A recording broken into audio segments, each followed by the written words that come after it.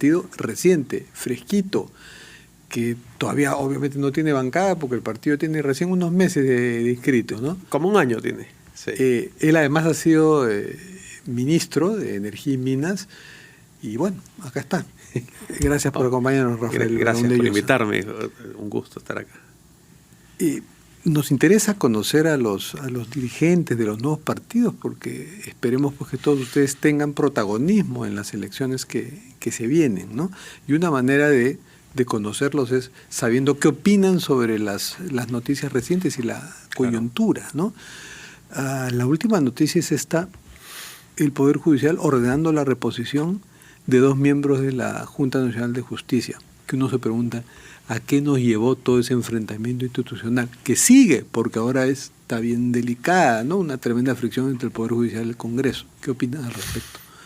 Lo primero es que las resoluciones judiciales se tienen que acatar, ¿no? Eso es un principio elemental, ¿no? Por otro lado, esta es una junta que vence ahora en diciembre. Es una reposición que tiene una serie de limitaciones en el sentido de que la Corte Suprema va a tener que zanjar finalmente si estuvieron válidamente destituidos o no. Claro, porque el Congreso va a apelar a través de su procurador. Va a apelar con el procurador seguramente y tendrá que ser la Corte Suprema la que zanje la discusión, pero el hecho es que queda una junta pues disminuida y todo esto es porque todas las normas, las leyes, todo está mal hecho, no está claro, no está claramente zanjado, por ejemplo, el tema de la edad. No debería estar claramente, taxativamente establecido. Bueno, esperemos que, ¿no? el TC, que está viendo ese tema, pronto saque una sentencia, claro, donde aclare. Y no solamente, por ejemplo, el tema de la vacancia. El tema de la vacancia no se ha regulado. O sea, el día de mañana se configura una configuración de fuerzas específica y vacan en 24 horas un presidente. Eso no está regulado tampoco. Esas reformas se tienen que hacer. Se pudo aprovechar lo de la bicameralidad pero no se ha querido hacer, ¿no? Entonces, a lo que voy es, mientras menos discrecionalidad tengan los políticos, mejor van a estar los ciudadanos, ¿no?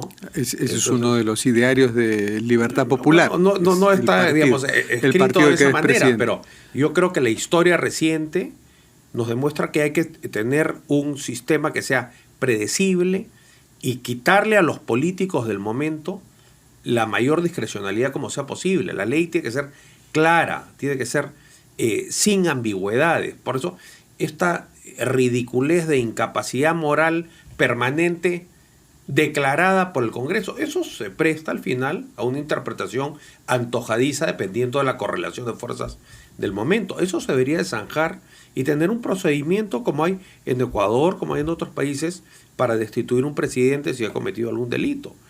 Pero, y esa misma lógica, digamos, de chabacana, improvisada, se ve en el tema de la Junta, se ve en el tema de las causales para cerrar el Parlamento, la denegación fáctica, la denegación que no es fáctica.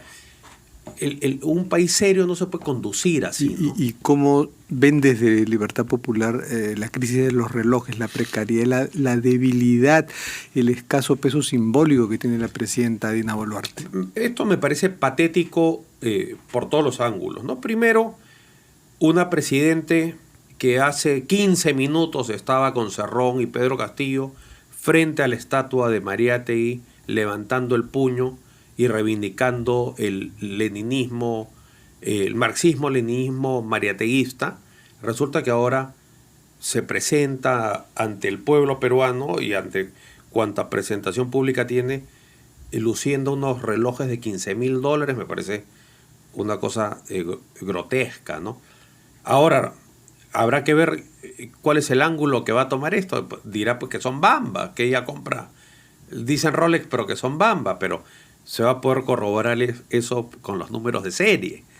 Si la presidente de un país recibe regalos de, digamos, 14 relojes de lujo, eso puede costar que $200,000. ¿Llegará al 2026? ¿No? ¿Libertad Popular quiere que llegue al 2026? No se explicaría cómo puede tener una colección de relojes de esa envergadura. Pero ¿cómo ver su continuidad? Yo creo que es muy precaria ahora, ¿no? Nosotros éramos de la posición de tener elecciones en abril de este año, del 2024. No nos adherimos a quienes querían elecciones en diciembre del 2023, ni tampoco nos adherimos a quienes no querían que se adelanten las elecciones, porque entendíamos que un gobierno sin un mandato popular claro es un gobierno intrínsecamente muy frágil, un gobierno que no tiene bancada, un gobierno que no tiene una propuesta que ofrecerle a la ciudadanía. Claro, ¿no? pero no hay correlación en el Congreso para un adelanto de elecciones y tampoco hay una movilización popular sostenida que lleve a eso. Entonces, ¿cuál es el papel de los nuevos partidos? Yo creo que hoy por hoy, digamos, lo que puede definir el destino de la señora Boluarte es que Fuerza Popular, Perú Libre consideren que más les conviene a ella fuera que adentro de la presidencia, ¿no? Si no, ella va a llegar hasta el 2026. Hay muchos intereses para que eso sea así también, ¿no? Los congresistas quieren pues sus quincenas, sus privilegios, sus joyerías, quieren usufructuar del presupuesto público. Ahora, no es que todo lo que sea posible. No es que falte demasiado, porque en realidad no se trata de llegar al 2026, sino llegar a un punto a partir del cual ya la ciudadanía diga, ya no nos importa Dina Boluarte, sino la campaña, ¿no? Pero el costo va a ser altísimo para los peruanos en el sentido de mayor pobreza, menor inversión, aumento en la anemia infantil, aumento en la desnutrición crónica. Sí, vamos a perder muchas cosas. El costo es terrible y nos tiene que llamar a la reflexión que todas las elecciones son un derecho, sí, pero también una responsabilidad y que toda elección trae consecuencias, ¿no? Y estamos padeciendo nosotros ahora las consecuencias de cómo se configuró la segunda vuelta en el proceso electoral. Por eso, pasado, vayamos ¿no? a las próximas elecciones, sean el 2026 o antes. Pero digamos que haciendo votos de estabilidad, sean el 2026. Hay una fecha próxima, bastante próxima, julio de este año, sí, se cierra el plazo para que los candidatos se afilien a un partido. Sí. Libertad Popular. ¿Cómo está en el mercado? No es una bonita palabra en el mercado, pero digamos en el ambiente de los políticos que ya están buscando a dónde afiliarse. Nosotros tenemos 74 comités. ¿Algunos jales que puedan contar? No, nosotros tenemos 74 comités que funcionan, que operan, que se reúnen. Hemos tenido un encuentro hace 2 semanas con algo así como 60 provincias, delegados de 60 provincias que han venido, que representan más de 20 regiones del Perú. Tenemos una organización, digamos, en la lógica de cómo funciona un partido moderno, pero ¿no? No es un partido de masas, pues como era Acción Popular de Belaúnde o el APRA de ahí a la Torre, ¿no? de tu abuelo, de mi abuelo. Pero es un partido que ¿Has sido alguna vez afiliado a Acción Popular? No, pero he sido muy cercano a mi abuelo, he vivido con él muchos años, con él y con Violeta. Y lo que ocurre es que... ¿Y te afiliaste a Adelante, el partido que tuvo tu padre un tiempo? Sí, me afilié. Participé, de hecho, activamente en la constitución de Adelante. Sí. Adelante se extinguió por el tiempo. Se extinguió, sí. Participé, digamos, en la parte de la constitución, pero no en la actividad posterior. Pero sí participé, me afilié y colaboré. Y de aquí a julio me imagino que hay un plan de conversar con algunas personalidades, con políticos interesantes que les gustaría tener en sus filas. Nosotros estamos en la tarea de visitar las regiones, identificar gente honesta, talentosa, con vocación de servicio, que tenga expectativas o ambición, entendí en el sentido correcto de la palabra, para ejercer alguna función pública. Porque en estos momentos tienen una imagen muy limeñizada y no es eso lo que busca alguien con proyección nacional. Lo que pasa es que estamos trabajando pues arreglando la casa por dentro, ¿no? Digamos, en la política acá hay una vorágine y un vértigo tremendo, pero el hecho concreto es que todavía hay plazo para las elecciones. Hay que hacer el trabajo serio. Para el 2026 les gustaría ir con candidato propio o en una alianza. Yo creo que todo es posible. Yo creo que... ¿Y candidato propio tienen ya candidatos naturales. También todo es posible. El presidente o Pedro Cateriano son candidatos naturales. O una mujer, todo está bien. ¿Hay alguna mujer conocida en sus filas? Hay varias mujeres, pero a lo que voy es, yo creo que en un partido, a ver, que sea una extensión. Diana Álvarez Calderón, que fue ministra de Cultura, ¿no?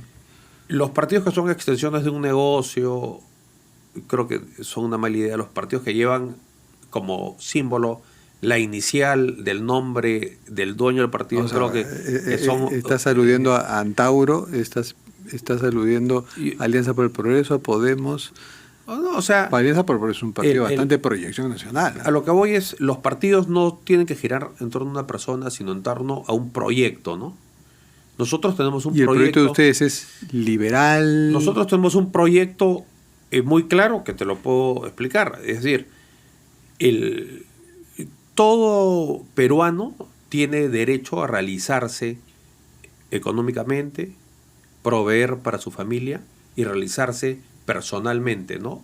Debemos perseguir el anhelo de la felicidad como cada uno lo concibe. Y ese anhelo no puede estar sujeto a tu origen geográfico o socioeconómico. Claro, es decir, si tú naciste en el norte... Hay muchas brechas como para que eso se cumpla. Entonces, si tú naciste en el norte, en el centro, en el sur, en la costa, en la sierra o en la selva, pobre extremo, pobre, clase media o acomodado, eso no debería de definir el destino de tu vida. Y para que eso no defina, se necesita un Estado... ¿Qué se necesita? Más o menos regulador. Bueno, yo creo que con esa visión, los roles de lo privado y lo público se empiezan a esclarecer. Está claro que para que alguien pueda realizarse económicamente se requiere pues inversión privada, crecimiento económico. Claro que sí. Pero para que alguien pueda realizar... Y respeto a las libertades individuales. Ejemplo, infraestructura pública. Hay gente muy productiva, muy eficiente, pero no puede llegar al mercado porque no hay puentes, no hay pistas. Claro, pero los colegios... Esos temas son bastante consensuales entre la derecha y entre la izquierda progresista.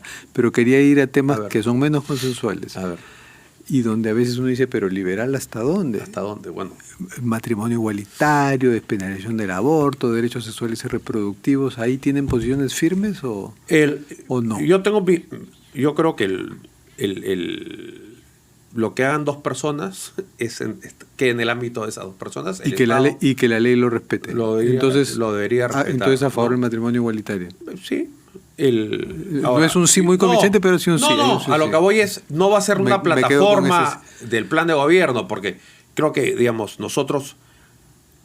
Hay hogares en el Perú que tienen que meter el ganado a su morada para que el niño no se congele en la noche. Entonces hay que atender ese problema primero. No van a arriesgar su capital político por ese tema, pero sí están a favor. La gente tiene derecho a realizar su vida y buscar la felicidad como la consideren en sus propios términos. El Estado no puede ser un estorbo para eso. Quería aprovecharnos. El aborto, yo estoy en contra del aborto. Ahora, obviamente no puede haber una opinión pues absoluta, ¿no? Hay cuando está en riesgo la vida de la madre. Yo creo que hay un debate del tema de violaciones menores, por ejemplo. ¿Y a favor de la muerte asistida?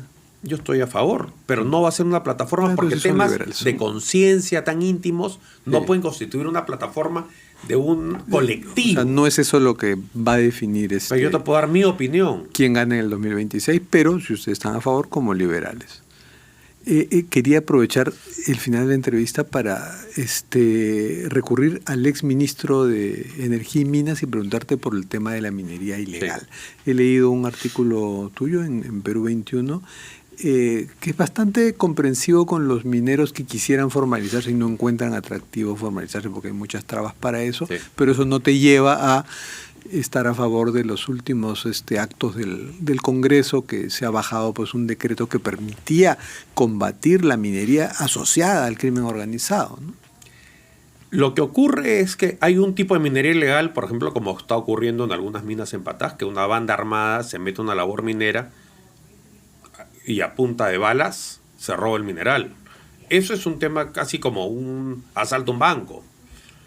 Pero también es cierto que es imposible en el Perú ser minero artesanal, porque la normativa está diseñada para la gran minería o la mediana minería. No hay forma, los requisitos son prohibitivos. Después hay zonas digamos, hay zonas que están abiertamente prohibidas porque se han declarado intangibles sin mayor criterio técnico ni lógico. O hay, como es muy barato denunciar terrenos grandes extensiones, las grandes empresas han denunciado pues todo el Perú. Pero las características del mercado de la minería y la explotación de la minería ¿es compatible con ser con pequeñas unidades de producción? Bueno, en la península del Yukón, en Alaska, en muchas partes del mundo existe minería artesanal y hay una legislación comprensiva y realista para que esos productores operen. Como en el Perú tenemos unas leyes absurdamente exigentes, constituyen en la práctica una barrera que excluye a un montón de productores. ¿Qué es lo que genera eso? Constituyen una mina formal en Bolivia o en el Ecuador y el mineral que sacan de acá se exporta como mineral formal. Por eso que ahora Bolivia y el Ecuador son grandes exportadores de oro y todos los pasivos ambientales y todo el daño ambiental lo padece el Perú. Entonces hay que tener una legislación realista, comprensiva y entender que hay más de 500,000 de familias que viven o que dependen de la minería. Claro, pero con esa comprensión no abrir la puerta pues a estos amarros asociados al crimen que se están beneficiando de acciones del Congreso. Es muy peligroso criminalizar ciegamente al pequeño minero, al minero artesanal. Hay una enorme especulación porque las concesiones en el Perú la concesión mínima son 100 hectáreas y es baratísimo tenerla y renovarla. Entonces hay una especie de denuncio sábana, a ciegas. No invierten en explorar, no invierten en explotar. Entonces cualquier operador, cualquier persona que esté con su pico y con su latita en una vetita de 15 centímetros es por definición minero ilegal, porque es la concesión de un tercero, concesión que nunca ha recibido $1 de inversión. Entonces eso tampoco puede ser. Entonces lo importante es atacar los problemas de fondo, que es generar un marco legal que haga viable que 500,000 de personas que se dedican a esto puedan llegar a la formalidad. Los que no quieran tendrán que ser combatidos, digamos, ahí sí, por ser ilegales. Y después hay que perseguir a la gente que compra todo este mineral robado. Y que hay contrabando explosivos y todo eso. Bueno, muchas gracias, Rafael Bernabe Llosa. Muchas gracias. Terminamos con nuestras cartas. Pues por favor, escoger una carta. La de arriba, a ver. La honestidad es la mejor política. Benjamin Franklin, ¿no? Y bueno, lo dijo Benjamin Franklin, pero podría haberlo dicho alguien a quien yo siempre tengo presente, que es el arquitecto Fernando Belaúnde, que es un ejemplo de vida y una inspiración y un ejemplo permanente en mi vida. Y es la frase que tienen que repetir y demostrar todos los candidatos y los partidos y los nuevos partidos y yo creo que es, digamos, que van hacia el 2026. Yo creo que es lo que más necesita la es política. Un recuerdo del programa. Gracias. Muchas gracias, Rafael Bernabe Llosa.